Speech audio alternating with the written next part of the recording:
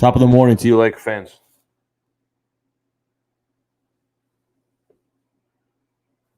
Top of the morning to you, Laker fans. Okay, so I can't keep this on because I can't get the headphones on. So I got to take this off because I got to put the headphones on. All right? I just figured that out as we went here. What's going on, Laker fans? Appreciate you guys tuning in. All right, let's get started here. Appreciate you guys tuning in, Laker fans.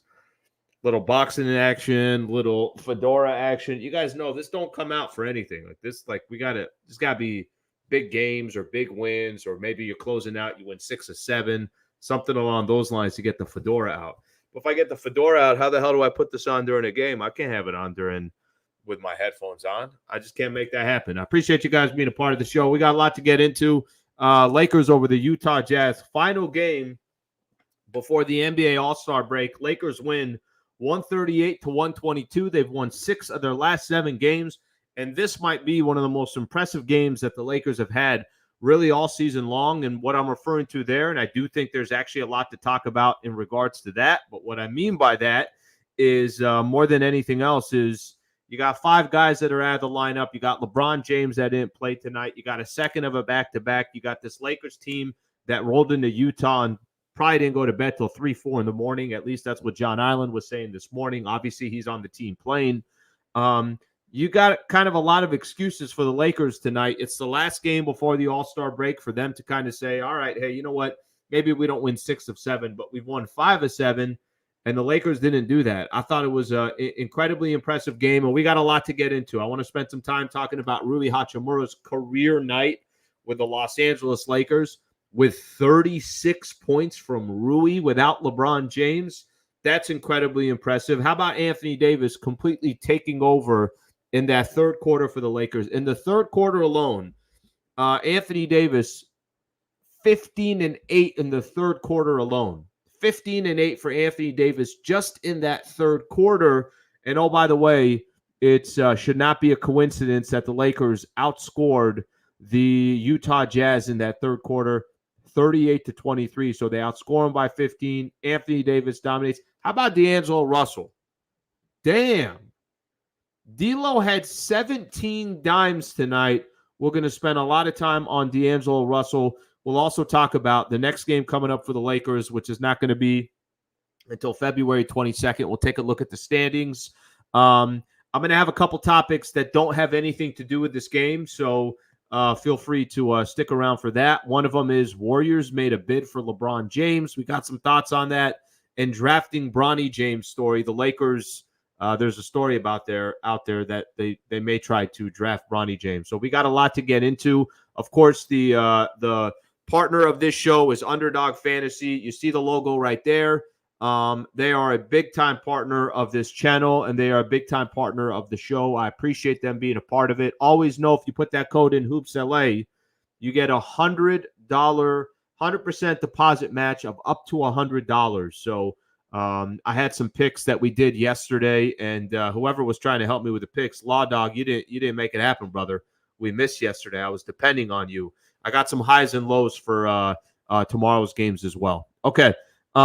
Super chat obviously open. Hope you guys please subscribe to the channel if you've yet to subscribe, and let's get started with the show here. Feel free to put the comments on there as well. 138-122. I thought this game was critical game. Remember, I kept telling you guys these last couple of days, why do I feel like these next 2 games are really, really important for the Lakers? Why do I feel like it is mentally for the Lakers, if they can grab these last 2 games before the All-Star break, it felt like a really big deal. They had the Pistons last night, and they handled business. No one should have been bitching and complaining about yesterday's game against the Pistons. Even though I complained a little bit at the end, because when I found out LeBron's not playing of a back-to-back, my only question was, okay, well, why is he playing the Pistons game? Why isn't he playing the Utah game? Apparently, the Lakers didn't need him tonight, and he did get that extra rest. He didn't even have to make the trip to Utah. So it obviously worked out. But they handled the Pistons yesterday, and then it came down to, can you just go to the All-Star break? 4 games over 500. Can you just go to the All-Star break actually feeling like you have some momentum? And the Lakers did just that. And, was it a close game? Yeah, it was for the first half. By the time the first quarter was done, Lakers were up 6. Second quarter, kind of a little back and forth battle. It felt like it was going to be just this dogfight throughout the game. It's a 1-point game by the time the Lakers go to half, 70-69. Not ideal, by the way, that you're giving up 69 points in a half. However, it's all right. Well, they're still going toe-to-toe. Let's see what the second half holds for the Lakers. And by the time that second half started going, it really just all came down to Lakers defensively were fantastic. They were all over the place. Utah only scored 23 points in that third quarter. And offensively for the Lakers, they were dominating. Anthony Davis was all over the place. Rui was doing his thing. Austin Reeves was getting buckets. Dinwiddie got into the act as well. Who am I missing here? I think I mentioned D'Angelo was setting everybody else up. Everybody was basically having an opportunity to be a part of that run. And it looked like they were having a good time. They had, as that third quarter started rolling, their swagger, their confidence, you could tell that they were starting to separate. And that third quarter was clearly the key for the Lakers. And when the dust settled, Lakers win by 16 at Utah, second of a back-to-back without LeBron James. That's impressive. And what else this did for the Lakers, and I know I've spent a little time doing this, and I'll probably continue to do it, but what it also did for the Lakers is the Utah Jazz if the Lakers lost this game tonight, Utah would have been a game and a half behind the Lakers. This also separated the Lakers from the Utah Jazz. So now you can kind of start worrying a little bit less about number 11 or number 12 sneaking up on you. You can start looking in front of you and saying, all right, how many games are we behind the Sacramento Kings or the Dallas Mavericks or the Pelicans or the Phoenix Suns? You can kind of go down that list. And I know there's a lot of games going on right now. And to be honest with you, I haven't really got a chance to look at those games. So I'm not 100% sure what else is going on around the league. I know Phoenix was up big, and I want to say Warriors were up on the Clippers. So I'll check that a little bit later. But overall, I was listening to Darvin Ham talk about it. I was listening to D'Angelo Russell talk about it. I was listening to Anthony Davis talk about it. The ball's moving too. Lakers are not just putting up points. They're not just scoring a lot of points, but I feel like it's almost effortless in a sense. I mean, these last couple of games for the Lakers, 139 against the Pelicans, 125 against the Pistons, 138 against the Utah Jazz, 124 against the Charlotte Hornets. So one of the positives right now for the Lakers, it feels like the ball is moving. It feels like you don't really know where their offense is going to come from. And they had another 34 assists tonight. So they've had a few of those 30-plus assists over these last couple of weeks. And that's incredibly difficult for any defense to stop when you're trying to stop a team and you don't know which weapon is going to get it. Remember, these last two games, not counting tonight, when they had Rui, Austin Reeves, LeBron James, D'Angelo Russell, and Anthony Davis, you didn't know where the threat was coming from, but you knew that the threats were coming, and it's going to be incredibly tough to stop the Lakers. So it's not just one guy doing it. There's a nice balance to the Lakers right now. They had that game against the Pelicans where 5 guys scored over 20 points. Yesterday, there was some great balance. Tonight, and I don't want to – I'll go through all these just because I want to talk about individual performances. But AD gave you 37. Rui gave you 36. Damn, Rui put up straight LeBron James numbers tonight. Austin Reeves gave you 22. D'Lo gave you 11. Taurean Prince gave you 11. That's 5 guys. Add Dinwiddie, that's 6 guys that scored in double figures. That's really, really tough to stop. That's really, really tough to beat here. Okay, let's get. All right, so I got a couple updates here. Suns won by 16. Kings beat Denver. Interesting. Okay, so that's a big win for the Sacramento Kings. And the Warriors up 10 with 8 minutes left to go.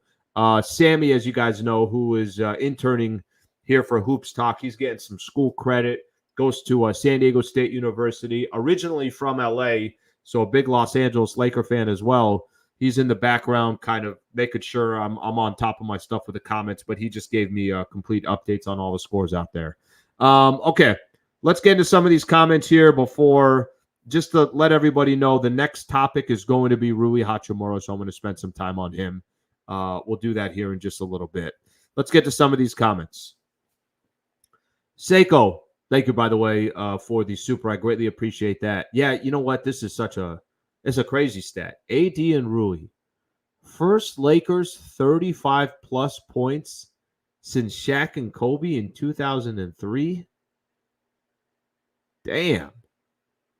I heard them say that on the broadcast. You know, the broadcast tonight was very unique. It was Billy Mack, Bill McDonald, Spectrum Sportsnet, and Allie Clifton, who was on the broadcast as well. And she was the first female broadcaster on the Lakers local TV broadcast. So that's big time news, great news. But I heard them on the broadcast talking about it. By the way, Stu Lance went through a procedure, but hopefully he's all good. Billy Mack kept repeating it. He was actually telling me about it. I think it was yesterday. But they kept talking about it during the broadcast that basically this was the first time that this has happened since 2003. How's that possible? How did LeBron and Anthony Davis not have that? How did Powell and Kobe not have that? I'm surprised that stat is there, but I heard them say that. Seiko, this is a good point as well. Boston win has been the turnaround the Lakers needed. Who would have thought that the Lakers without LeBron and Anthony Davis, their turnaround game was going to come against the Boston Celtics with the best record in the NBA and the best home record in the NBA. I think they were 20-2 coming into that game. Okay, let's see another one here. Francis, that 3-guard lineup in the second quarter almost killed us. Yeah, they're going to have to test some things. Francis, thank you for the super as well. And that's the reality. There's definitely going to be some figuring things out with Spencer Dinwiddie. It's funny. I was talking to Mike Trudell today in the pregame show, and Trudell, he was talking specifically about the 3-guard lineup, and he said that I know Laker fans hate the 3-guard lineup, but he said something that they got to understand is Dinwiddie is 5 or 6 inches taller than Dennis Schroeder, or 5 inches taller, whatever it is, that he's a much bigger guard than Dennis Schroeder was. Let them. I wouldn't worry too much about that lineup right now. I would pay more attention to another solid win for the Lakers without LeBron, Cam, Max Christie, Jared Vanderbilt, and Gabe Vincent. By the way, how the hell are they going to, when they get all these guys back, they're going to have to figure out what some of these lineups are going to be. Hisco, Alvarez, Bourbonsley. I got work tomorrow, man. I'm more of like let me get that drink on the weekend or on a Friday night. To get it on a Wednesday night, I don't think I'm going to be able to do that. Okay, let me read a couple more of these, and I want to start talking about Rui Hachimura. No one could stop the Los Angeles Lakers when they're in beast mode, and that's the mode they were in tonight. Gotta love it.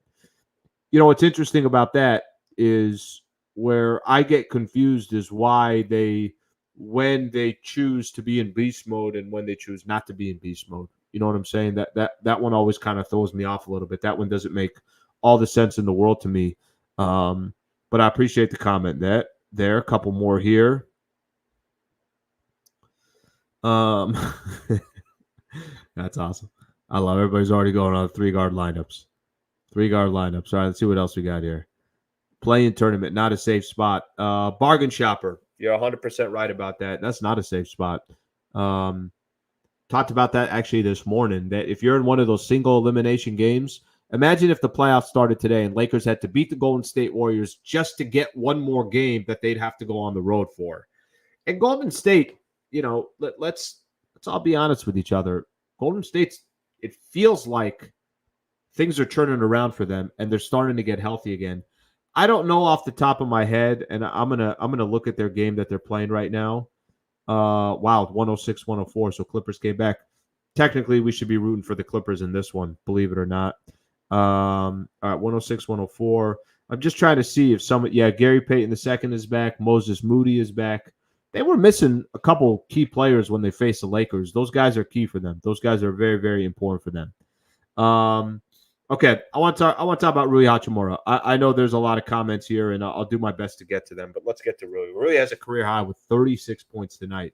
You know what's crazy? I was looking at Rui his last 3 games. Look at Rui. Don't even pay attention to the scores. His shooting percentage is so ridiculous.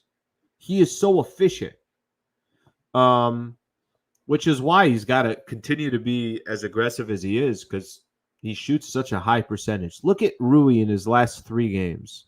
The game against the Pelicans, he had 21 points. He played 37 minutes, so all those Laker fans that were asking for more minutes for Rui, you're getting them.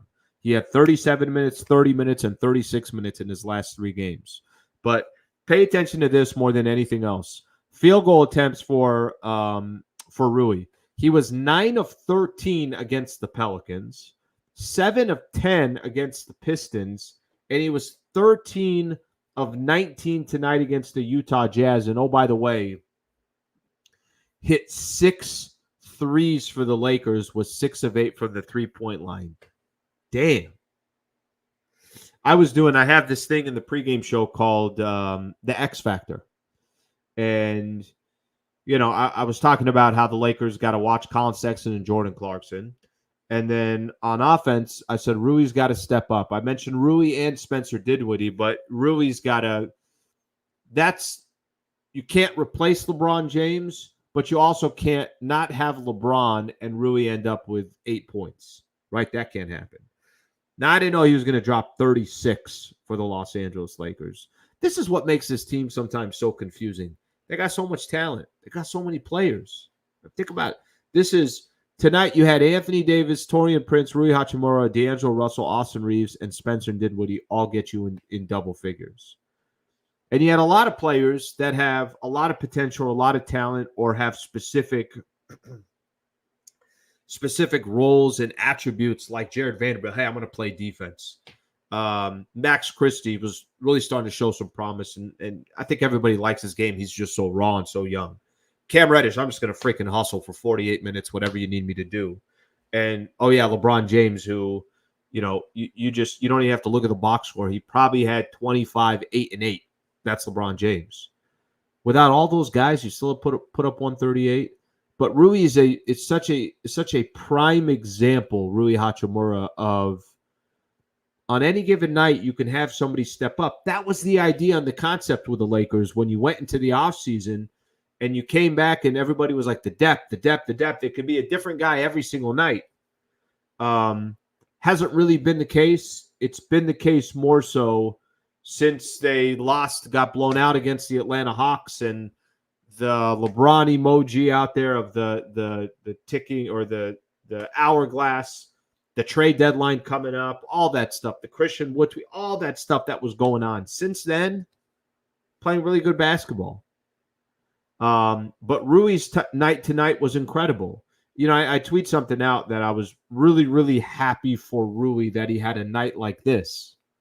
We talk about so many other players. So many other players are getting shine. So many other players are getting pub when you're winning.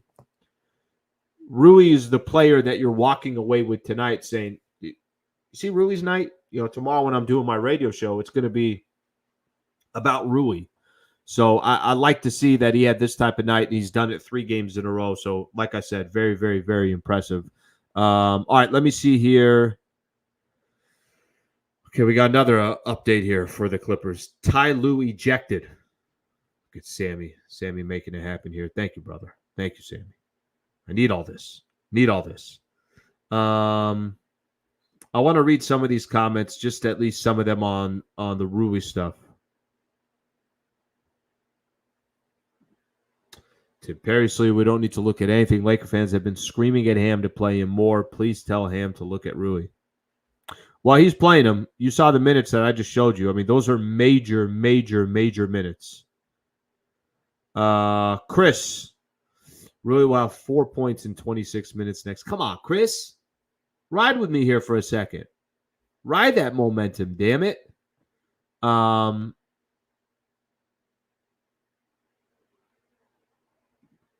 All right, we got Rui nailing shots, big smile all game long for his 36. You got to love a guy smiling and nailing shots. I'm with you on that one. Yeah, there's definitely very impressive Rui. There's a lot of people. There are a lot of comments here, obviously. Look, we got to give the man praise because I'm definitely one that has looked at Rui Hachimura, and I've said this around the trade deadline. What do you mean nobody's untouchable? Austin Reeves not untouchable. D'Lo's not. Rui's definitely not untouchable. and I've been critical of Rui as well because he just hasn't been consistent. But when a man has a game like that tonight, then we got to give him that credit. You got to give him that love, and you got to give him that. If we're going to be critical of him, his last 3 games, you guys saw the shooting percentage: 6 threes tonight, 13 to 19 from the field, 36 points for the Lakers. He was big time for the Lake Show, and it was fun watching him. Okay, another player that I think it's important to spend a lot of time talking about here. I do AD or D'Lo right now. Let me do D'Lo first, and then I'm going to go to AD.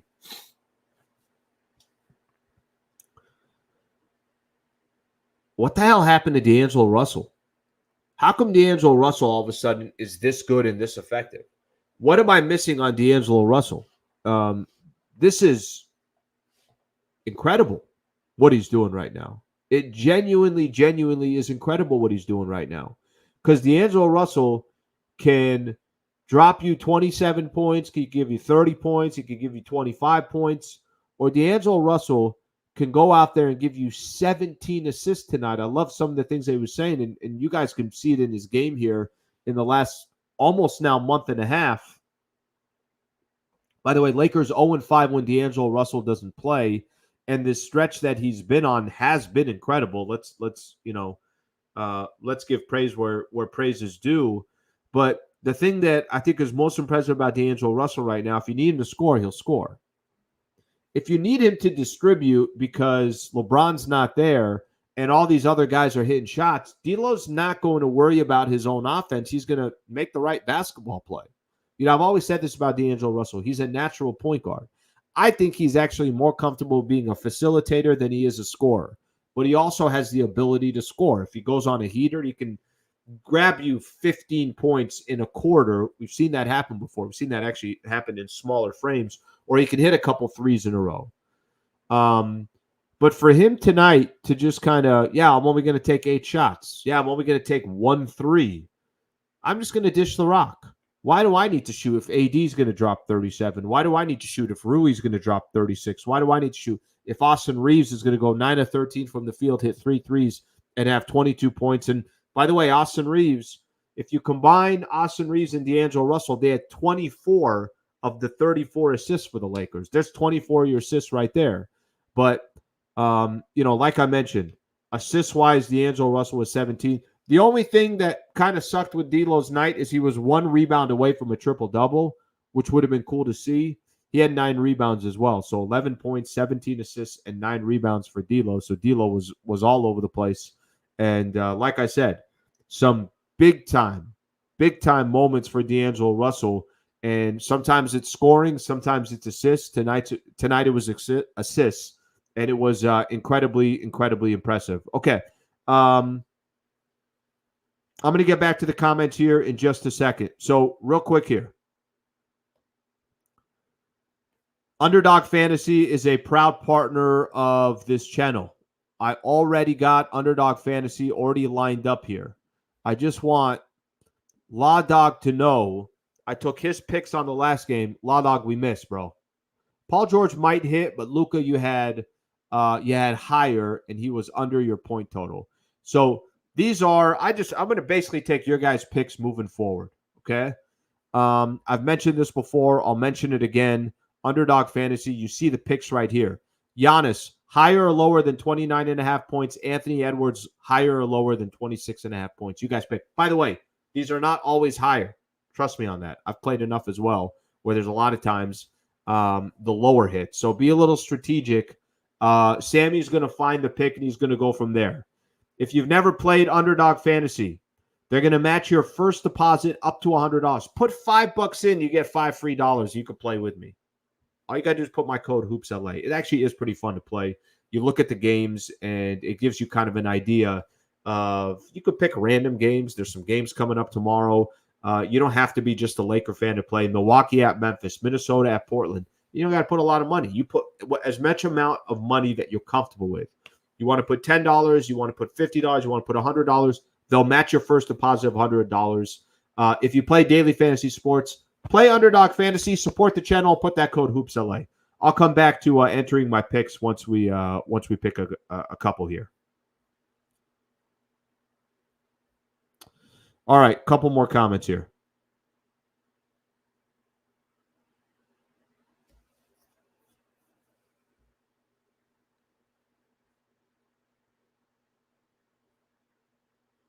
Lakers playoff mode. Well, you know what?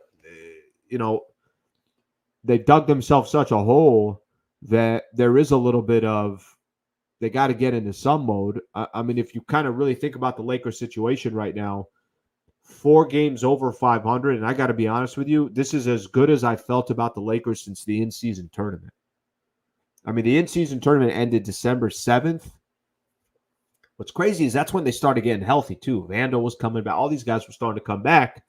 And the Lakers at that point were 5 games over 500. And then I don't know what the heck happened, but, January they're supposed to make up ground. They were a game below 500. So things clearly did not go as planned for the Lakers. But I do think I don't really care. You don't need to have playoff mode now, but you also can't have we're just going to play casual basketball until we get to April because, who knows if you're going to have that opportunity based on this play-in tournament. And like I mentioned a little bit earlier, if they're in ninth, they got to win 2 games just to get a 7-game set against one of these other elite teams. So that certainly would not be fun. And they don't have to be in playoff mode now, but they definitely can't be in this. We'll just kind of kick it, relax, and figure it out as we go. Purple and gold, thank you for the super. I appreciate it. We're really feasting. D'Lo's a different person. My prediction: Lakers go on crazy run after All-Star, take the 3 seed, and AD gets MVP Defensive Player of the Year. Here's the good news for Anthony Davis. He's on pace from if I'd have told you before the season started, Anthony Davis has a chance to even be in that conversation. You'd say, Al, you're crazy. You got to play 65 games to even be a part of that conversation. So it's not going to be a part of the conversation. But fortunately, I think right now for the Lakers, and I think fortunately, Anthony Davis is there every night. Look, I don't know if AD is going to be in the conversation for MVP. He should definitely be in the conversation for Defensive Player of the Year. I don't know what's going to happen in regards to that. But you're really not looked at winning any of these awards unless you start winning basketball games. Do I think they're going to be a top 3 seed? No, I don't. I think the question is going to come down to, if you go look at the standings, the Pelicans, the Suns, the Warriors, the Sacramento Kings, all these teams that are in front, the Mavs, all these teams in front of the Lakers, well, are they going to collapse or are they going to keep winning games too? You can't really worry about what other teams are doing, but you certainly got to worry about yourself. Since you're bringing up Anthony Davis, I'm going to bring up AD here real quick. So AD has reached a point this year where even when LeBron's not playing, Anthony Davis kind of has this look on his face like, we're going to win this freaking game. I haven't seen the man make any excuses this year. The guy's been available all season long as well. And he did something tonight that I think is very, very impressive. And a lot of great players end up doing it. AD, when the game was close, took the game over in the third quarter. Lakers ended up, by the time the third quarter was done, they were up 1 at halftime. By the time the third quarter was done, Lakers were up 15. He was doing everything. No, they were up 16. He was doing everything. You need AD on the defensive side, got you. You need AD grabbing the rebounds, I got all of them. No problem. He had 6 blocks yesterday, had another 2 blocks today, 8 blocks in his last 2 games. You need AD around the basket, getting putbacks, getting dunks, I got you. You need AD hitting a corner 3 because Austin Reeves threw him a beautiful pass, I got you. Anthony Davis took over the game in the third quarter, and there was no answer from the Utah Jazz, and that was your ball game. So as great as Rui was, as excellent as D'Angelo Russell was, Austin Reeves chipping in. Dinwiddie, I mentioned, had the 10 points, 4 of 6 from the field. He looked a lot more comfortable today, had a couple of steals, 4 assists as well. When Anthony Davis took over the game in the third quarter, there was no answer. So that was fun to watch. That was great to watch as well. So we got, look, I gave a lot of guys different compliments throughout the show. And ultimately, the Lakers beat the Utah Jazz because Rui dropped 36. The Lakers had 34 assists. Anthony Davis took over the game. 17 dimes from D'Angelo Russell. Reeves was efficient as heck as well. That's how the Lakers won the game. So for me, it was one of the more impressive wins for the Lakers all season long. Okay. Couple comments, and then I want to get into a story that came out a little bit earlier today from Adrian Wojnarowski and Ramona Shelburne. Saw Ramona in the studio earlier today, so I want to do that as well. But let me get a couple more here, and then we'll keep going. It'd be a travesty if Anthony Davis never wins Defensive Player of the Year in his career. He doesn't even have one, does he? For some reason, I thought he had one. No, I think you're right.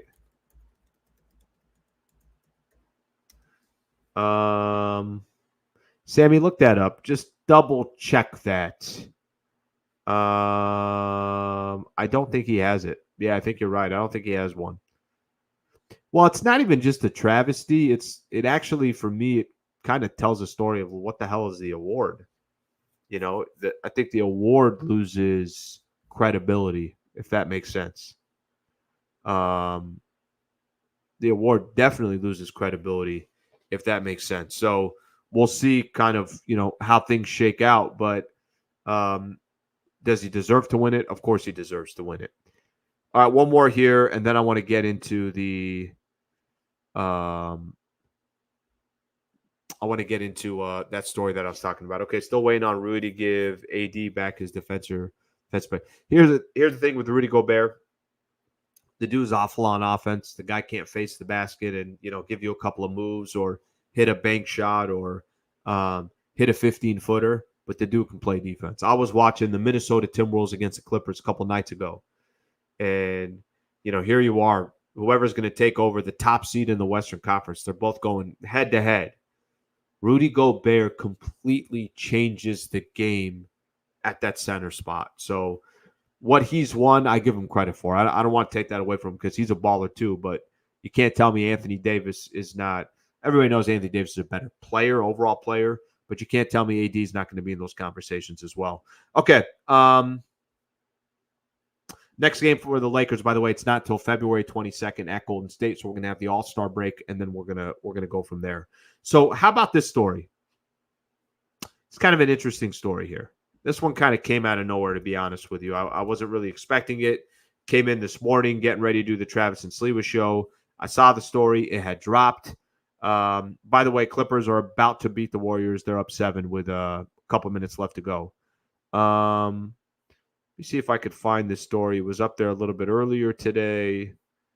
Let me just find it here real quick, because I'm gonna actually go through the story with you guys. So there was apparently a story that came out there. Let's share my screen here real quick.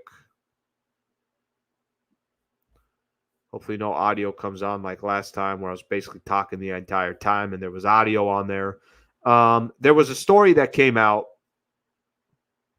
this morning. All right, let's do this together.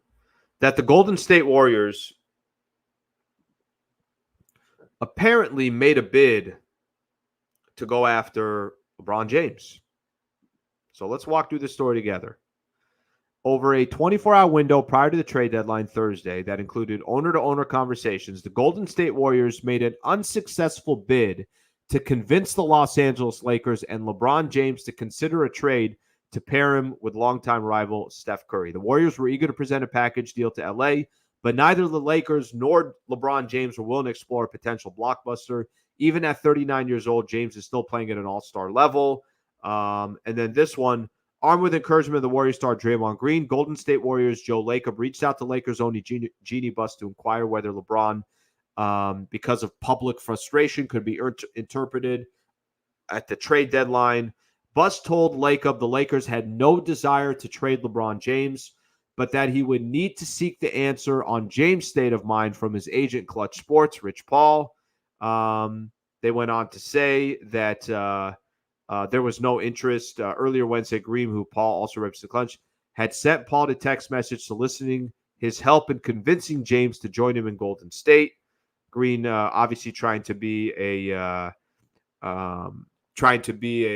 recruiter, I guess you can say. There was also a report out here that the Philadelphia 76ers had reached out. I guess Pelinka responded by asking Morey if Joel Embiid was available, so more as a joke.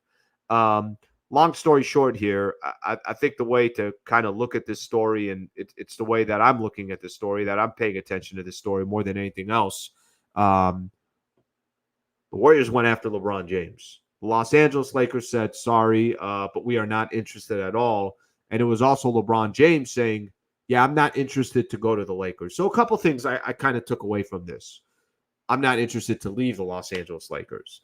One of the things I took away from this, more than anything else, I guess you could say, is that if LeBron James is kind of wielding some power in this offseason because of the player option that he has on his contract, if he is wielding that, he's clearly showing, hey, I don't want to go anywhere. I'm not trying to go anywhere. And I kind of don't really understand why the Lakers would trade LeBron to the Golden State Warriors and try to help them win an NBA championship, because certainly their team would improve and they'd be LeBron, Steph, Draymond. I don't know what the trade would look like. Maybe Klay Thompson's coming back. Clearly another player. Andrew Wiggins, I don't know who it would be. Let's assume those two players. Maybe they're trying to give draft compensation as well. But I think, it showed that Bron, all right, he ain't trying to leave LA. Not that I was buying him that he's going to leave by the time the season's all said and done. So that's number one. And the second thing that I took out of it was the Lakers basically have zero interest in trading LeBron James. Now, this morning, I kind of understand, Travis, who I do the show with in the morning, Travis Rogers, saying, well, why don't you just listen? Why don't you just listen to what their offer is going to be? Maybe they're going to offer you something that's stupid. And my argument, even though I could see where he's coming from, my argument is you're not trading LeBron, so why even engage with it? What if then also you look at Bron, and Bron camp is saying, are the Lakers really entertaining this? What if Clutch Sports says, wait a minute here, you guys are really actually entertaining trading LeBron James outside of your organization? I don't know. Does it draw some bad blood? Some people say, well, who cares what LeBron thinks? He's 39 years old and he's in his 21st season. Yeah, but he's still an excellent player at age 39 in 21 years. And if Rob Pelinka's talking about in the offseason, we got all these assets and you got 3 first-rounders, clearly the Lakers are still in all-in mode until LeBron James decides to hang it up, or until they decide to replace LeBron because he decides to leave or decides to stop playing. And they obviously have a different game plan moving forward. But the story in itself is interesting. I mean, the story in itself, that we're waking up to a story that the Golden State Warriors are basically asking the Los Angeles Lakers, hey, what do you think about LeBron? I get it for the Warriors. I don't really get it for the Lakers, because it was the Lakers that were in the Western Conference Finals last year. It's the Lakers that we all kind of still believe, hey, I think they could turn it around at some point. Now, I know that's been a roller coaster, so I get it if people don't believe that. But they have won 6 of 7. The only game that they lost was against the defending champs, the Denver Nuggets. And, obviously that was against or that was without D'Angelo Russell. I think maybe what stands out to me, or what I look at more than anything else, there was enough chatter at the trade deadline that other teams were saying, cool, well, if LeBron's not happy, if he's sending the hourglass tweet, if he's not happy the Lakers aren't making a move at a trade deadline, we'll make an offer for LeBron James. We'd love to have LeBron James on our team. So I thought that dynamic was interesting there over the course of, obviously these last couple of days. It was unique. I wasn't expecting to read that type of story this morning. I really, really wasn't. By no means was I expecting to read that type of story. Okay, let's see what we got here. LeBron for Curry. Yeah, that wasn't happening. Curry ain't going anywhere. Curry's going to be a Golden State Warrior till his career is over. Curry coming here makes sense. Guys, Curry wasn't going anywhere. Just so you guys, understand that Curry's not going anywhere. We don't want the Warriors trash. That's probably what you would have got from the Warriors. Maybe some draft picks as well. But, yeah, I'm no thank you. And I think, I don't think people are sitting here trying to say, hey, you should have traded LeBron James. I think the question mark was more, should you listen? Should you listen to the conversation? Does it negatively affect you in any way if you listen to that conversation was part of that as well? Okay, a couple of these comments here. Bron chose rest tonight because of Valentine's Day, or hypothetically, he might have chose it because he's 39 and it's a second of a back-to-back. Hey, yesterday I was sitting here talking about how I thought he should have played in the game, and he didn't end up playing, and it actually ended up working out better for the Lakers because they got the W anyways. Do you guys see this story as well? I got one more quick story I'm going to get into, and then we're going to call it a night here. By the way, I appreciate it. 400 on the live. Fantastic. Obviously a good win for the Lakers, but the fact that you guys kind of consistently come on here after every Laker game or whenever I put up videos, it's motivating. So I appreciate you guys doing that. Here's another quick story here. Okay, let me put my picks in here real quick. I got somebody's picks that I'm going to take here. So let me throw those in real quick so we could put a bow on this one. So underdog fantasy. Let's see where the pick is. I got to find what Sammy highlighted. Sammy, where is it, Sammy? Sammy, help a brother out, Sammy.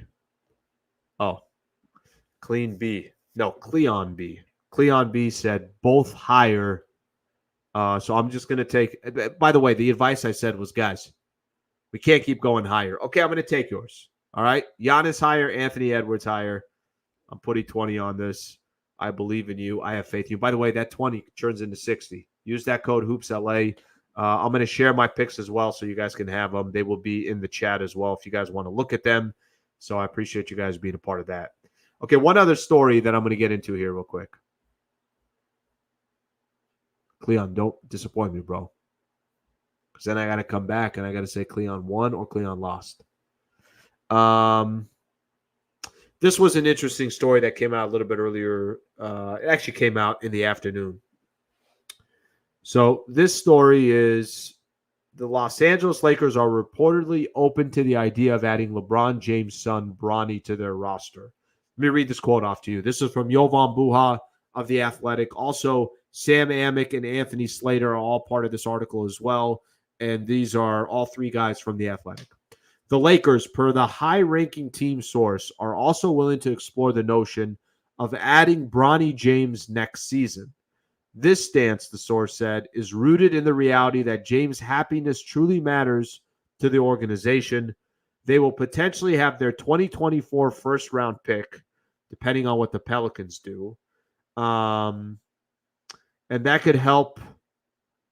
They also have, there's a lot of pick swaps, whatever. So they're going to have potentially a first rounder for this year. And it sounds like they also will obviously they'll have 2 second-round picks as well. Can I give my quick comments, my quick thoughts on this, on the whole Bronny James and drafting him?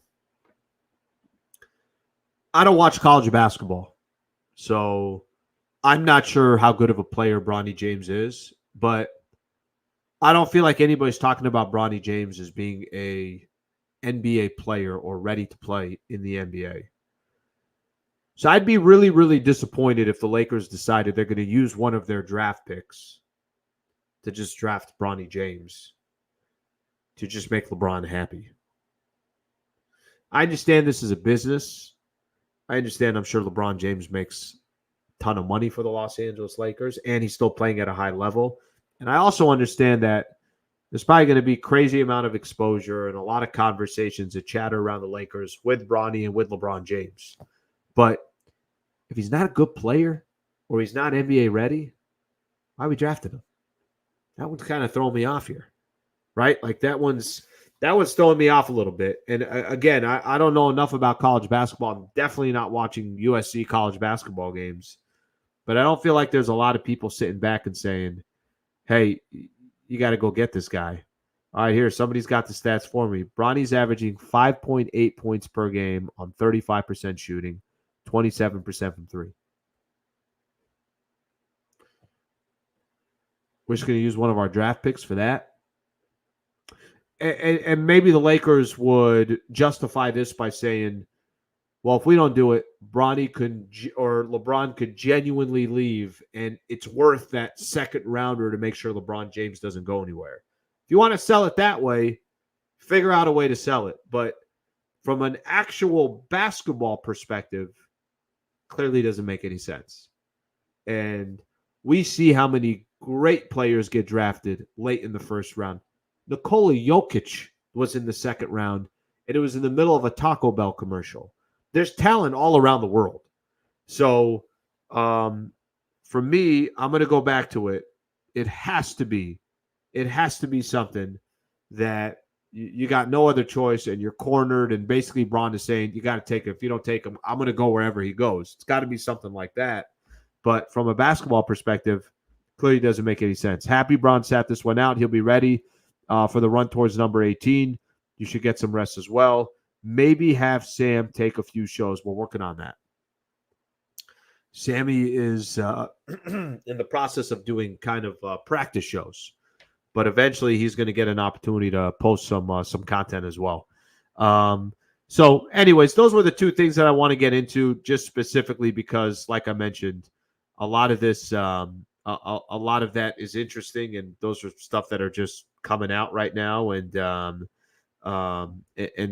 that's kind of fascinating to me in its weird way. Overall, I think for the Lake Show tonight and Lakers kind of closing out. Look, I got some of these. You can't justify drafting this. So yeah, listen, I get it. The only way, like I said, the only way you can justify it is basically Bron saying, use that damn pick. I'm playing with my son, and you don't have any other choice. But none of those are going to make sense from a basketball perspective. Okay, Laker fans. All-Star break's coming up. I still got to figure out what I'm going to do content-wise because I am going to take some time off. I'm going to work through Friday, and then I'm going to be gone until Thursday. I'll be going back to radio, but I still plan on doing some Lakers stuff on here. I'm going to have Kobe Price, who covers the Lakers for the OC Register. He's at every Lakers game. He's traveling on the road as well.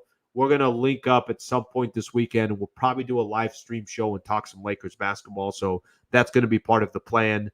So I will get some content out there, just not 100% sure exactly what I'm going to do on that perspective as well. Lakers over the Utah Jazz. Final score 138-122. That's 6 of 7 games. Like I mentioned a little bit earlier, it's Rui, it's Anthony Davis, it's D'Angelo Russell, it's Austin Reeves. Really, really nice close to the All-Star break for the Lakers. Something that's really needed, and I think adds some optimism for a lot of Laker fans out there. So I appreciate you all being a part of the show. Thank you for hanging out here on this Wednesday night. I'll get back with you guys soon, probably at some point over the weekend. Thank you for being a part of the show. Hope you guys have a great rest of your night. Lakers over the Jazz. We got a week and a day before the Lakers play next. We'll see you guys at some point over the weekend. Thanks, Laker fans.